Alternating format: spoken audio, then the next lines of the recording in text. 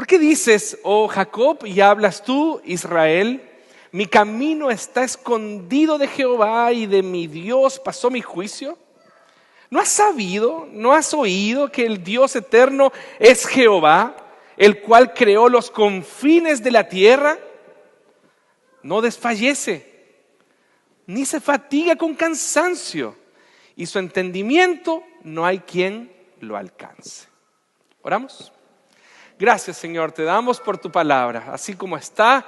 Ya trae cierto alivio, cierta esperanza, un despertar de nuestro corazón. Señor, queremos que esta palabra pueda ser aplicada en nuestras vidas a través del entendimiento, no solamente racional, intelectual, sino también que tú puedas, Señor, cautivar nuestro corazón con tu palabra, que tú puedas transformar nuestro corazón con tu palabra. Ayúdanos, Señor, a poder asimilarla espiritualmente con tu espíritu. Señor, gracias por darnos este tiempo para poder meditar en ella. En el nombre de Cristo Jesús, amén y amén. El 2017 está siendo un año particularmente difícil, tal vez una percepción mía, pero la verdad que está muy complejo este año. Globalmente, tragedias ecológicas, economías del mundo sufriendo particularmente, refugiados huyendo para salvar a sus familias. Relaciones geopolíticas han estado muy tensas y peligrosas. La desconfianza con la institucionalidad política en Chile. Para nosotros como iglesia también no podemos desconocer de que ha sido difícil entre enfermedades, muertes, robos, diagnósticos adversos, choques, entre otras cosas. Ha sido difícil este año. Puede ser una percepción mía y puede ser que cada año trae su propio afán y cada año trae sus propios desafíos. Pero hay cansancio. Después del aniversario del domingo, llegó el lunes y la verdad que qué lindo el aniversario, todo muy bonito, cantamos al Señor, lo glorificamos, pero yo amanecí con la sensación de cansancio. Y el texto mismo lo dice, hasta los jóvenes se cansan. Permítanme sentirme joven, ¿sí? Hasta los jóvenes se cansan. Yo sé que hay más jóvenes aquí y dirán, no, el pastor no es joven, pero los que son más experimentados saben que yo soy joven, ¿cierto? Hasta los jóvenes se cansan. Hay un pesimismo latente en nuestra sociedad. Converso con la gente. Usted sabe que mi trabajo se trata de eso, de conversar con la gente. Y la verdad que la gente está muy poco optimista. Está más pesimista con las cosas que están pasando en Chile, con las cosas que están pasando en sus propias familias, sus propias realidades personales. Y la verdad que yo comencé a orar esta semana y ahí vinieron después las noticias que nos desafiaron ahora como iglesia. Pero yo ruego al Señor y a su Espíritu que convierta esta comunidad en una comunidad de la esperanza. Nosotros no queremos ser una comunidad pesimista, pero tampoco queremos ser una comunidad optimista, porque yo creo que ambos se tienen que convertir. El pesimista por un lado, obvio que se tiene que convertir, y el optimista también se tiene que convertir. Y ahora le voy a explicar por qué. Porque queremos ser una comunidad donde las personas experimenten la esperanza. El pesimista necesita convertirse porque es rencoroso, porque es amargo y porque no puede ver más allá de su propia percepción negativa. No importa lo que hagamos, todo va a salir mal. Si no hay caso, no hay cosa que podamos hacer que pueda hacer que la cosa mejore. Así que todo va a salir mal. Y por otro lado, el optimista también necesita convertirse. ¿Por qué? Porque es un triunfalista. Porque frente a cualquier cosa tiene un pensamiento bastante ingenuo, en el que todo va a estar bien. ¿Y cómo lo sabe? Todo va a estar bien. Las cosas pasan por algo. ¿Han escuchado esa frase? Una frase más vacía que esa no existe. Las cosas pasan por algo. Las cosas se resuelven por sí solas. Eso es peor tal vez, ¿cierto? Ese optimismo ingenuo creo que el texto no nos está hablando de optimismo y el texto bíblico no produce en nosotros optimismo, produce en nosotros algo más maravilloso que eso, que es esperanza. Esperanza. Que podemos decir que es un tipo de optimismo, pero la Biblia no lo llama un tipo de optimismo, lo clasifica como esperanza, como un don de Dios para nosotros, un regalo de Dios para nosotros. Y es un regalo permanente para nosotros, no es solamente un momento de nuestra vida. Israel estaba cautivo en Babilonia. Después de Salomón, Israel se dividió en dos reinos, el reino del norte y el reino del sur, como las Coreas, Corea del Norte y Corea del Sur. Y el norte fue destruido por Asiria, el reino del norte fue destruido por Asiria. Y quedó el sur, y que fue invadido por Babilonia.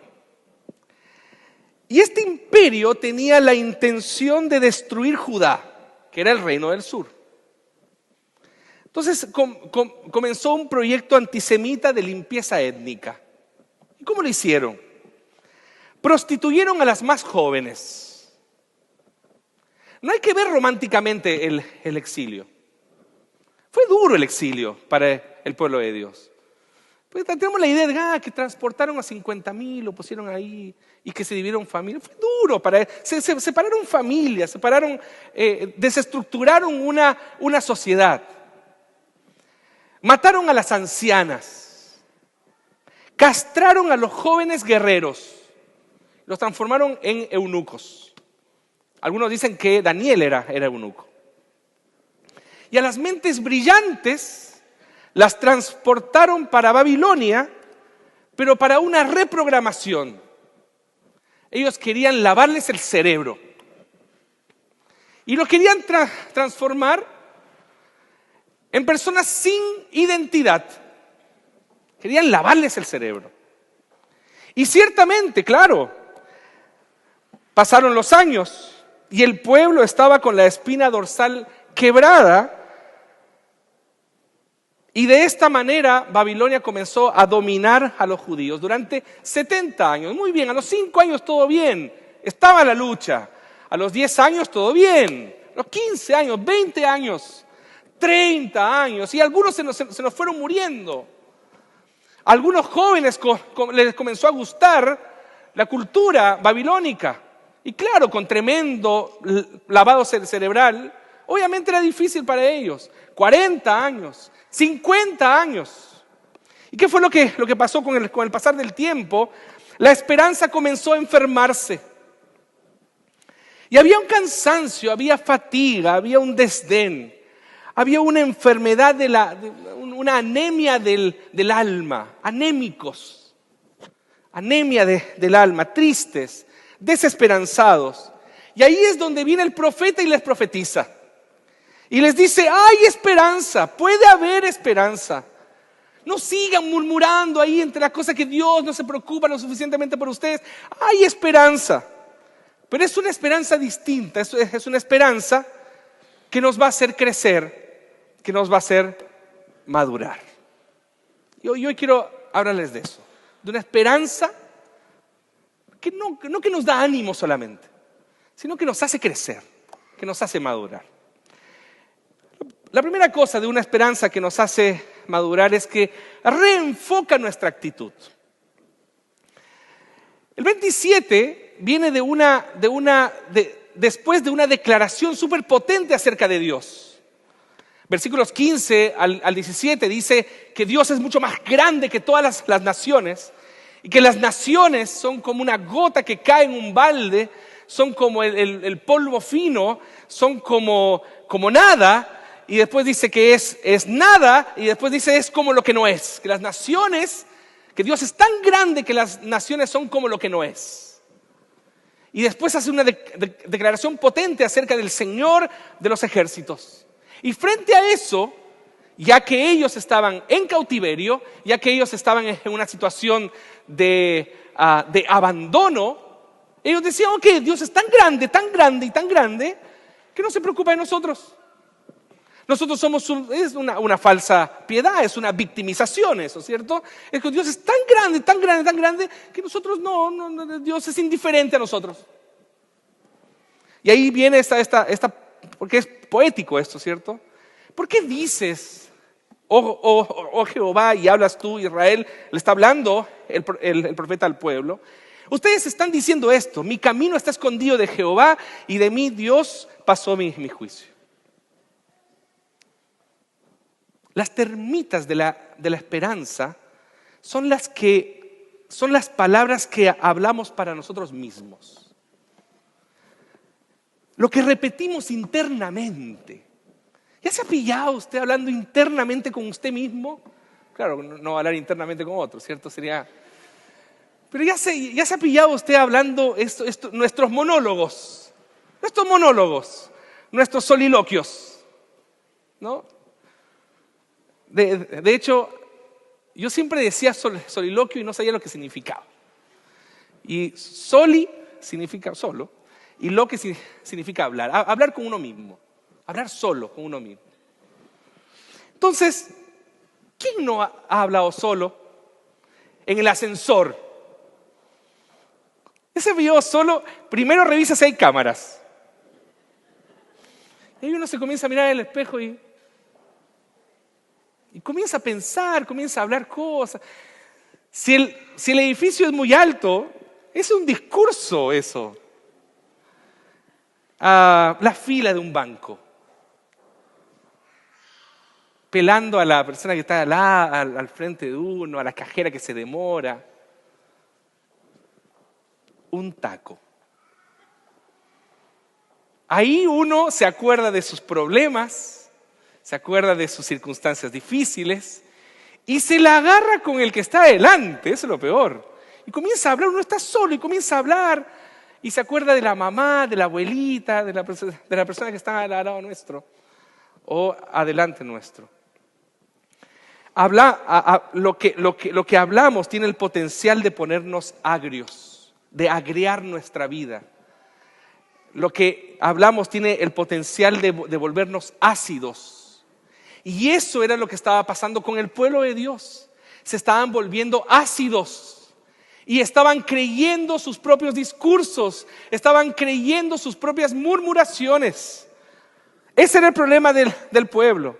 Porque cuanto más mal hablemos, terminaremos incorporando el contenido de nuestras palabras en nuestra vida, y ahí el lado sombrío de la vida se va a empoderar de nosotros, y la vida nos puede llevar a la parálisis. Y eso es lo que estaba pasando con el pueblo de Dios. Y ahí no sabemos por qué empacamos, y ahí nos damos cuenta que tenemos las maletas hechas para irnos justamente del lugar donde el Señor nos había puesto. Y nos damos cuenta que hemos comenzado a creer en nuestros propios discursos. Entonces lo que el profeta escucha por las calles de la ciudad es: el Señor ya no se interesa por nuestras situaciones. Él es demasiado grande como para interesarse por nosotros. Porque si las naciones son como lo que no es, entonces nosotros no somos importantes para Dios.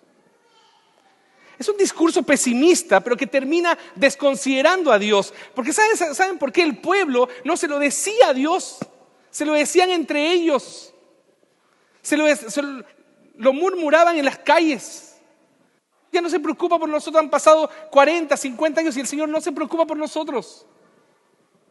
¿Ya le ha pasado eso a usted? Situaciones difíciles, adversas, una y otra vez. Y como que la cosa no va pintando bien. El pastor habla de esperanza, el pastor habla de que el Señor tiene un plan, tiene un propósito, y no pasa nada en realidad. Una cosa tras otra, una mala noticia. Dios se ha olvidado de mí. Pero no se lo decimos a Él. No se lo decimos a Él, lo planteamos aquí y nos vamos creyendo ese discurso y vamos agriando nuestra vida. Vamos tornándonos ácidos con Dios. Pero ¿cuál es el problema? Es que Dios aguanta nuestra queja. Nosotros sí podemos acercarnos a Dios. Señor, ¿qué pasa? ¿Qué pasa? ¿Por qué tanto? Una respuesta necesito de ti. No puede ser que hayan pasado 40 años, 50 años y tú no haces nada. Pero planteárselo a Dios. Aquí no se lo estaban planteando a Dios. Él aguanta nuestra evaluación por más dura que sea. Pero cuando nos dirigimos a Él, nuestra frustración, ahí nosotros dejamos abierta la posibilidad para su amor, abierta la posibilidad para su gracia, abierta la posibilidad para su bondad, para su paciencia, para su comprensión, para que eso se manifieste en nosotros. Pero planteémoselo a Dios, valientemente, humanamente, bien humanizada nuestra oración. Porque si usted está aproblemado, que eso era lo que pasaba con ellos, aproblemado con las cosas que Dios no se manifiesta y murmuraban entre ellos, pero claro, cuando hacían una oración a Dios, Señor, sabemos que tú tienes tu control de las cosas y tú eres soberano, no se entendía.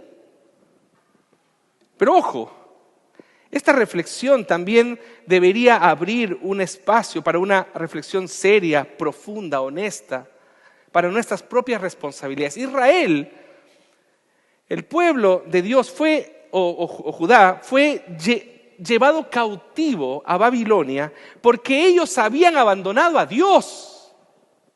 Ese era el tema. Ellos habían abandonado a Dios y pasaron a vivir según su propio criterio.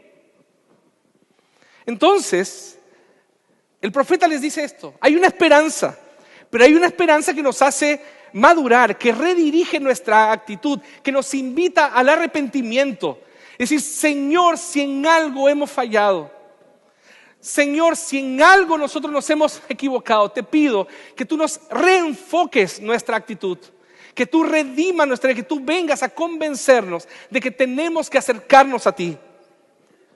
No queremos victimizarnos, no queremos tener una falsa piedad, para comenzar a plantearnos desafíos delante de Dios, para comenzar a entregar nuestro dolor delante de su misericordia, para rendir nuestro pecado delante de su gracia. El Señor quiere reenfocar nuestra actitud. Yo le invito a esa primera experiencia. Esta segunda parte es simplemente fascinante. ¿Qué es lo que dice el profeta? Les dice, para reafirmar las convicciones del pueblo. Oye, ¿acaso no has sabido? ¿No has oído? ¿No te han enseñado acaso que el Dios eterno es Jehová, el cual creó los confines de la tierra, que no desfallece, que no se fatiga con cansancio y su entendimiento no hay quien lo alcance? Pero por favor, Él da esfuerzo al cansado y multiplica las fuerzas al que no tiene ningunas. Él sí está preocupado por nosotros. ¿Acaso no has entendido, les dice el profeta, la esperanza que nos hace madurar, reafirma nuestras convicciones acerca de Dios? Por eso yo te pregunto a ti, que estás pasando por circunstancias difíciles, ¿cuáles son tus convicciones acerca de Dios? Ese es el momento para que te abraces a esas convicciones, para que te agarres a esas convicciones. No sé si ustedes se acuerdan los mensajes de Santiago, cuando decíamos, ¿cómo resistimos al diablo? Afirmándonos en la palabra de Dios, en lo que creemos acerca de Él. Nuestro Dios no es como esos dioses de Babilonia, les dice el profeta. Somos el pueblo del Eterno. No somos un pueblo de un demiurgo inferior, de un Dios inferior, o un Dios hecho de madera, de piedra o de yeso. Nuestro Dios es el Eterno, que nada lo limita, ni el tiempo ni el espacio. Cuando se trata de su pueblo, levantemos la cabeza, levantemos el ánimo, que surja la esperanza. No es un Dios cualquiera, es el Dios del universo. Y aunque nosotros seamos como lo que no es, Él se fija en nosotros por su amor. Tenemos a Dios por Padre, al Señor por protector. Nosotros no somos un pueblo. No somos un pueblo bastardo que anda por la tierra sin rumbo, sin lógica, sin propósito. Somos del Señor, le pertenecemos al Señor. Tenemos que repetirnos eso todos los días. No somos como el resto de los pueblos que no tienen padre, que no tienen casa, que no tienen rumbo, que no tienen propósito. Nosotros tenemos un amigo que es el Señor de los ejércitos. Tenemos que levantar el ánimo, que se levante nuestra cabeza, que surja la esperanza. Porque si nuestro Dios, interesante porque coloca el tema de la creación ahí. Porque si nuestro Dios creó las cosas de la nada, entonces de la nada hará surgir la esperanza. El Señor, si Él creó ex nihilo, de la nada, todas las cosas en la tierra, entonces puede hacer crear esperanza en nuestras familias, en nuestra iglesia, en nuestras vidas.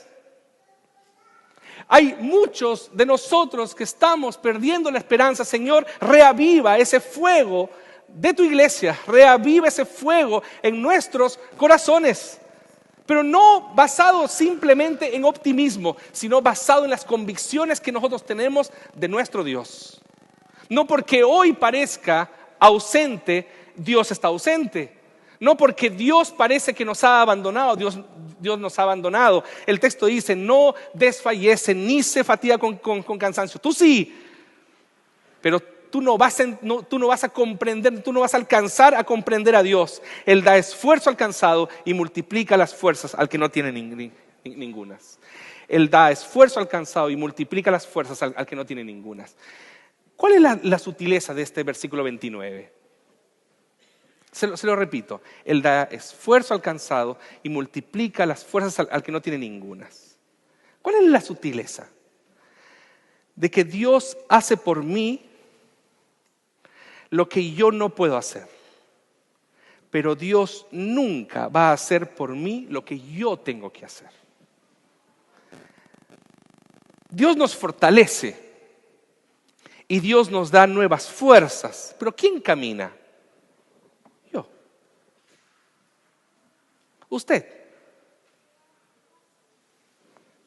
La esperanza que me hace madurar me enseña a vivir la vida de la mano de Dios. Ni el pesimista que cree que todo va a salir mal, ni el optimista que cree que todo va a salir bien, hermanos, de la mano de Dios, con las fuerzas de Dios, con el poder de Dios, caminando con Él. Y ahí pongo algo que he estado meditando en estos días. Nosotros creemos en milagros, pero no deberíamos creer en milagros que nos infantilizan,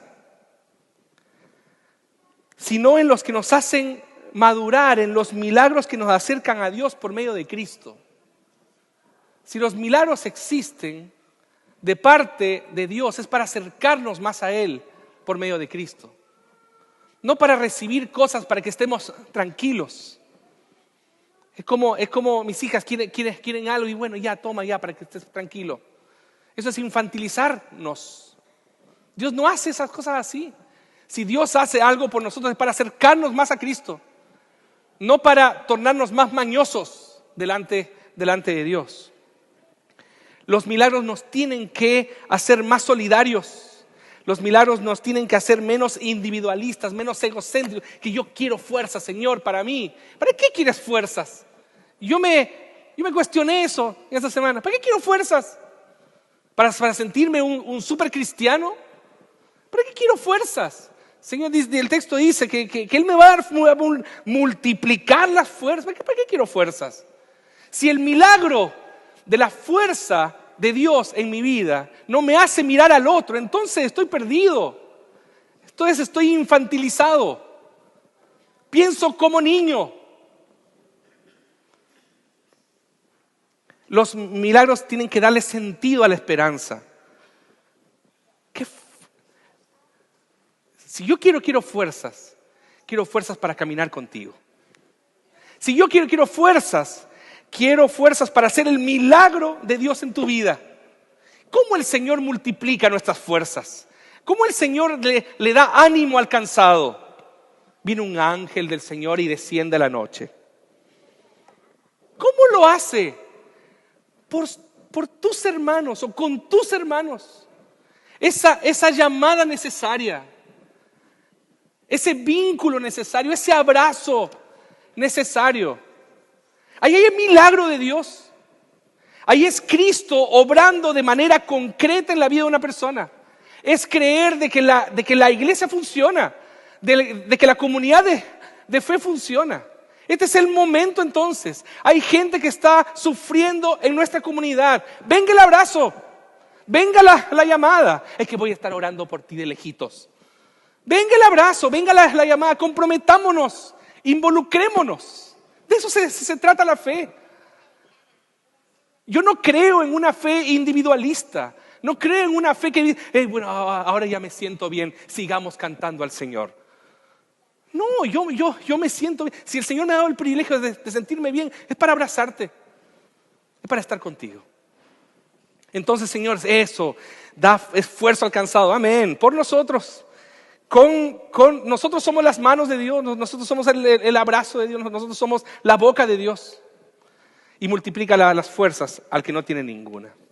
Por lo tanto, que el Señor reafirme nuestras convicciones, pero para ponerlo en práctica contigo. Y lo último, que la esperanza que nos hace madurar renueva nuestra vida. Ay, esta parte. Los muchachos se fatigan. Miren, quiero que usted lo vea por sí solo, por sí sola. Los muchachos se fatigan, se cansan, flaquean y caen. ¿Cuál es la gracia de cómo está construido el texto? En decadencia. Cansados, exhaustos, tropiezan y caen. En decadencia. Porque la vida finalmente no depende de las fuerzas o de la vitalidad. No depende de nuestra vitalidad. ¿Sabe cuál es la palabra para muchachos aquí? Atletas jóvenes en buen estado físico. Como yo. Atletas jóvenes en buen estado físico. Me sentí identificado con este texto. El profeta nos dice, no confiemos en nuestros recursos que tenemos en algún momento de la vida. Y yo estaba haciendo el ejercicio, sí pues. Algún momento yo me sentí así. ¿Ya se sintió así? Fuerte, vigoroso, vital, saludable. Ya se ha sentido así. Y uno piensa que tiene el mundo por delante y tiene la victoria por delante. Y ahí el texto tiene sentido cuando dice, tú eres más que vencedor en Cristo. Y soy más que vencedor, porque me siento bien. Pero de pronto nos vamos dando cuenta que la vida nos va trayendo decadencia. Fatiga, cansancio, tropiezo y caída. El otro día yo me enfermé por pasar toda la noche despierto y después venir al culto. Eso fue hace unos meses atrás. Claro, a los 20 años lo hacía feliz de la vida y estaba pero claro, estaba aquí, parecía un zombie en el culto. Tuve que predicar ahí con suero prácticamente. No me daba el cuerpo. Y después también en la selección también de fútbol algo dijeron. Claro, hace unos años podían estar en fiesta y después jugar un partido. Pero ya van pasando los años y hay una fiesta a la noche y después un partido, ya no funcionan como antes. Interesante cómo está planteado el tema aquí. No confiemos en las fuerzas que en algún momento de la vida el Señor nos da. Porque aún los competidores en condiciones inmejorables tienen sus límites. Pronto nos daremos cuenta que nos hemos fatigado, que estamos cansados, que hemos tropezado y que hemos caído arrastrándonos.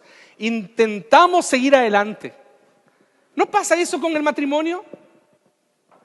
Comenzamos la luna de miel, fantástico y súper bien, te amo para toda la vida. ¿Cómo amaneciste, mi amor? 10 años. ¿Cómo amaneciste? 40 años. ¿Cómo amaneciste? ¿Cierto? Decadencia. La vida cristiana, el primer amor, y ahí vamos evangelizando a todo el mundo, venga para acá, el Señor tiene. Y de pronto ya cuando llega 10 años después, bueno, hay que ver si es elegido o no es elegido, en realidad, ¿no? Si el Señor lo ha predestinado para esto. A los 40 años, bueno, siempre hay jóvenes que lo pueden hacer, vamos hermano, evangelice al hermano. Decadencia. Todo en la vida tiene que ver así. Y el profeta aquí con la guía del Espíritu lo interpreta bien. Entonces el profeta les dice, hay una esperanza. El optimismo no te va a llevar a ningún lado. Hay una esperanza que puede renovar, que puede cambiar la forma en la que tú enfrentas la vida. Dice, Dios te quiere dar nuevas fuerzas. Interesante porque la palabra nuevas fuerzas aquí es otras fuerzas. Otras fuerzas. No las que tú estás acostumbrado a usufructuar. Cuando te faltan fuerzas, ahí le pones. No, son otras fuerzas. Son fuerzas sobrenaturales de parte de Dios que no dependen de los recursos, que no dependen de tu salud. Ya ha visto a una persona creyente en Dios con esas fuerzas en el hospital, entubado, pero creyendo más que nunca en Dios. Esas fuerzas, de esas fuerzas yo le hablo. Y esas fuerzas es la que yo le pido a las familias que hoy están sufriendo. Señor, dale esas fuerzas. No esas fuerzas que dependen de nuestra fortaleza, de nuestra oración, de nuestra fe, de nosotros. No, las fuerzas que vienen de ti, que hacen como que si nos salen águilas, como que nos salen alas como las águilas. Y ahí uno dice, y esas fuerzas que solamente vienen de Dios. Dios quiere levantar a los que tropezaron y cayeron y darles nuevas fuerzas. A los que no se pueden levantar, Dios les quiere dar nuevas fuerzas. No vamos a desistir, vamos a poner nuestra esperanza en Él. Dice el texto, los que esperan en Jehová, les saldrán águilas. Águilas otra vez, les saldrán alas. Se me confunde la cosa ahí, que me emociona. Pero ya se ha fijado cómo está el texto. Es que no lo voy a terminar si no se lo digo. ¿Cómo está configurado el texto? Ya lo vio, ¿cierto? Ya lo vio, ¿no? Levantarán alas como las águilas, correrán, caminarán. Decadencia otra vez. Nunca me había dado cuenta de eso. ¿Por qué? Isaías no fue a un curso de predicación o de oratoria. Los discursos no se terminan así, Isaías. Es al revés. Caminarán, correrán y volarán. Amén, hermanos. Amén. Al revés. Volarán, correrán y bueno, y caminarán. Es muy interesante cómo está construido el texto. ¿No le parece extraño? ¿Sabe por qué? Porque la esperanza que nos da Dios nos hace tener una vida más realista, más humana, más verdadera. Dios no quiere crear monstruos. Dios no quiere crear supercristianos. Dios no quiere que gente que esté, no, yo estoy volando. ¿Y dónde estás? Estoy volando. Estoy en el cielo, estoy en el séptimo cielo, disfrutando. No, Dios quiere gente que camine, pero que tenga las fuerzas que Él le da. Hay momentos que vamos a volar. Vamos a sentirnos en el cielo y vamos a sentirnos, estamos bien con el Señor. Hay momentos que vamos a correr y vamos a estar corriendo y vamos bien. Y hay momentos que vamos a estar caminando con la rutina. Porque cansa, la rutina cansa o no cansa. Lógico que cansa, hacer siempre las mismas cosas. Ir a buscar a mis hijas, ir a dejar a mis hijas todos los días. Cansa, obviamente que cansa, que están escuchando, menos mal. Te cansa, obviamente, y que la misma cosa todos los días, cansa. Pero el Señor dice, ok, yo sé que te cansa, pero nuevas fuerzas vendrán para ti. Por eso tiene lógica, levantarán alas como las águilas, correrán y no se cansarán, caminarán ciertamente en la rutina de la vida y no se fatigarán. La esperanza que me hace madurar me enseña a vivir de la mano de Dios. Ya no dependo de mí mismo, sino de la etapa. Incluso sea la etapa en la que nosotros estemos, nos invita a esperar en Él. No sé qué estás pasando, sé algunas historias, yo sé lo que estoy pasando. Señor, yo no quiero depender de mis fuerzas. Señor, tus fuerzas, dale tus fuerzas. Aunque vuele, aunque corre o aunque camine, pero tus fuerzas. A veces voy a estar bien contigo, tus fuerzas. A veces voy a estar no tan bien contigo, pero tus fuerzas. Quiero tus fuerzas. Quiero tus fuerzas, Señor. ¿Y cómo? ¿Cómo funciona esto? Primero, nos arrepentimos por estar enfocándonos en nuestras fuerzas. Por estar mirando lo que nosotros queremos ver. Segundo, afirmamos nuestras convicciones. Y comienzan a salir las alas. Afirmamos nuestras convicciones. Y después, el Señor nos renueva por su Espíritu para poder tener aún más esperanza. Caminando, vete con calma, porque los milagros que el Señor nos da no son para infantilizarnos, sino para hacernos crecer y para acercarnos más a Cristo. Si no hace eso, estás en un camino que no es el de la Biblia. Entonces, yo quiero esa esperanza que no falla, esa esperanza que viene a nuestra vida para renovar lo que está caído, lo que ha tropezado y lo que ha caído. Que el Señor nos bendiga, que levante una comunidad de la esperanza, no una comunidad del optimismo, sino una comunidad de la esperanza que confía y sabe en quién confía, en el Señor de los ejércitos. Amén, aleluya, amén. Oramos.